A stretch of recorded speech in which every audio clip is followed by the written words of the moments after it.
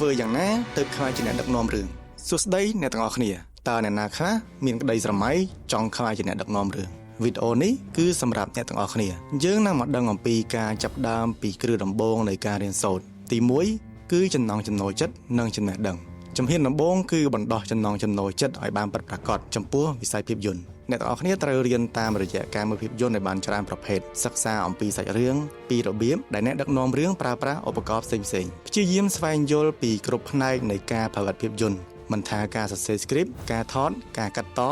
ឬការបញ្ចូលសំឡេងនៅក្នុងភាពយន្តព្យាយាមសង្កេតថាអ្នកដឹកនាំរឿងគាត់ចង់ប្រាប់អំពីព័ត៌មានទៅអ្នកមើលតាមរយៈវិធីណាទី2គឺការអាននិងការរៀនសូត្រក្រៅពីការមើលភាពយន្តការអានសៀវភៅទ្រឹស្ដីភាពយន្តប្រវត្តិភាពយន្តនិងការមើលការសម្ភាសន៍វីដេអូរបស់អ្នកដឹកនាំរឿងល្បីៗដែលអ្នកនរគ្នាចូលចិត្តហើយត្រូវឧស្សាហ៍តាមដានព័ត៌មានថ្មីៗនៅក្នុងវិស័យភាពយន្តឲ្យបានច្រើននៅវីដេអូបន្ទាប់ខ្ញុំនឹងនិយាយអំពីការទទួលបានបទពិសោធន៍ជាក់ស្ដែងជួបគ្នាវីដេអូក្រោយ